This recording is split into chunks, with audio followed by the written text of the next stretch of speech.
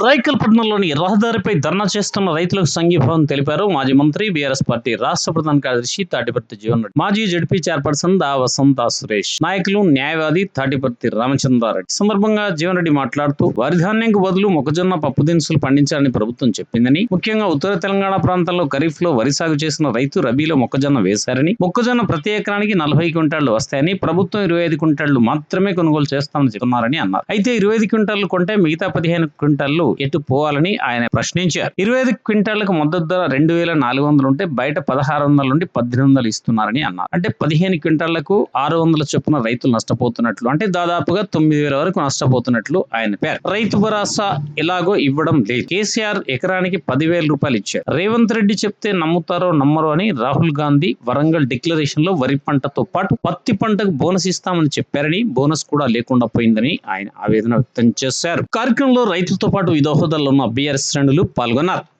మన X ZP chairperson వసంత గారు నేను 2 పర్యాలు ఇక్కడికి వచ్చిపోయాను సార్. లాస్ట్ వీక్ వచ్చినప్పుడు నేనే స్వయంగా మాట్లాడి చెప్పాను. నేను అప్పుడు మేము అడిషనల్ కలెక్టర్ గారితో మాట్లాడినాం, ఎండి గారితో మాట్లాడినాం, డిఎం గారితో మాట్లాడినాం. ఇప్పుడు ఏమైపోయారంటే ఇప్పుడు ఉన్న బ్యాగులు తరలించడం లేదని చెప్పని కొత్తగా జోకుతారు, రివేమెంట్ ఆపేసిండ్రు.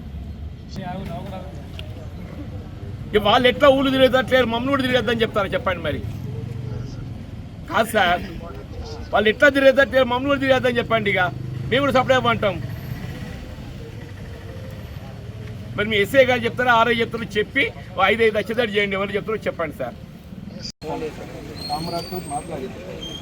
కాగితం రాసి లేని ఒప్పుకుంటారు. అట్లా కాదు, పెద్ద మనిషి. ఓ సార్ మీరు ఆర్ఐ గారా? మీరు ఆర్ఐ వరకు ఇంటర్ బాగా ఒప్పుకుంటారు.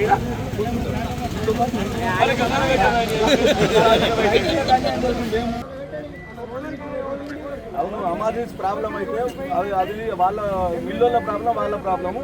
మనమైతే రైతులకు లారీలు ప్రొవైడ్ చేసే బాధ్యత మనది. ఈ రోజు నుంచి పంపించండి, రాండి. ఒకవైపు ఏదైతుందో పంటల మార్పిడి అని చెప్పి పేర్కొంటూ ఇలా వరి ధాన్యాన్ని బదులుగా ఏదైతుందో మొక్కజొన్నే కానీ పప్పు దినుసులే కానీ 3 గింజలు పండించాలని చెప్పి ప్రభుత్వం పేర్కొంటాయి. రైతాంగం ఏదైతుందో ముఖ్యంగా ఉత్తర తెలంగాణ ప్రాంతంలో మొదటి పంట ఖరీఫ్లో వరి పండించినట్టుగా రైతు రెండో పంట రబీకి వచ్చే వరకల్లా మొక్కజొన్న సాగు చేయడం జరిగింది. ఇది ప్రభుత్వం యొక్క ఆలోచన విధానం, ప్రభుత్వం యొక్క ప్రోత్సాహంతో. మొక్కజొన్న ప్రతి ఎకరానికి 40 క్వింటాలు వస్తాయి. 40 క్వింటాలు వస్తే ఆ 40 క్వింటాలకు ఇవాళ ప్రభుత్వం ఏం చెప్తుంది, మేము 25 క్వింటాలే కొట్టామని చెప్పి అంటుంది. మరి 25 క్వింటాలు కొంటే మీదే 15 క్వింటాలు ఎక్కడ పోవాలని చెప్పి అంటున్నాను. 15 క్వింటాలు ఇవాళ నువ్వు మద్దతు ధర 2400 ఉంటే బజార్లో 1800 పోతుంది. ప్రతి క్వింటల్ మీద 600 రూపాయలు నష్టపోతుంది ఏం చెప్పి అంటున్నా. ఇట్లా 15 క్వింటాలు ఇంటూ 600 రూపాయలు నష్టపోతే ఏదైతుందో 6,000 ఇంటూ 6,000 30 8,000 రూపాయలు 9,000 రూపాయలు నష్టపోతుంది అని చెప్పి అంటున్నాను.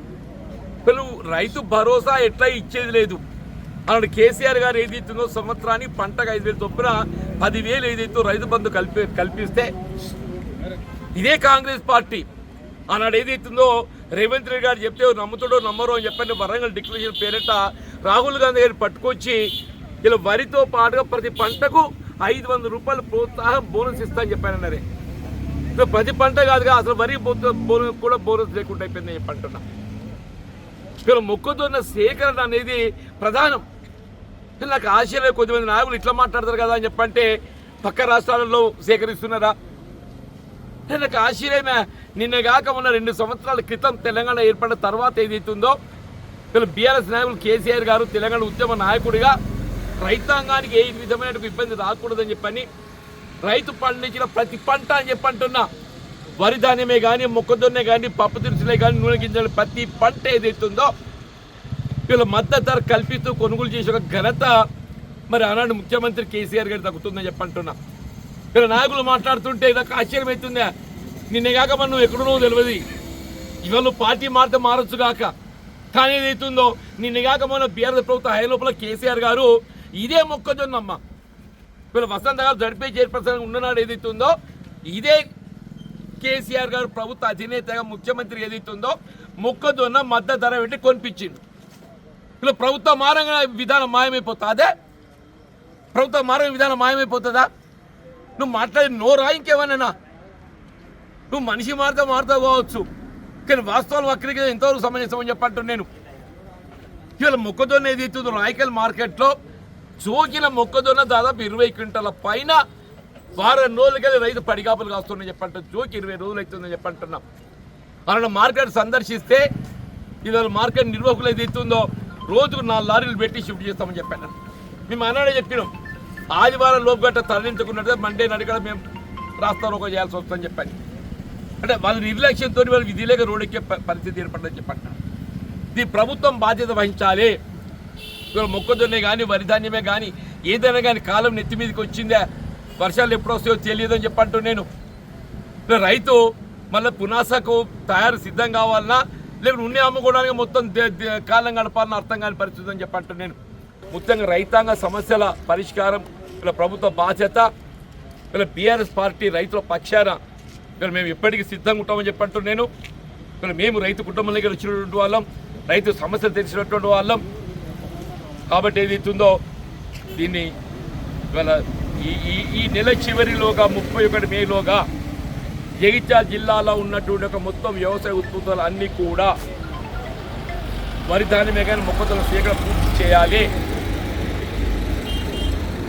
డిమాండ్ చేస్తూ ఇలా రాయకల్ మార్కెట్కి సంబంధించి మాత్రమే ఏదైతుందో మరి మిత్రులు రైతులందరూ కూడా రేపు రోడ్ ఎక్కకుండా చూసుకోవాల్సిన బాధ్యత రెవెన్యూ అధికారులు అట్లా మా ఎస్ఐ గారు ఎక్కడ ఉండో ఆయన కూడా ఉంటుందని చెప్పి మనం చేస్తాం.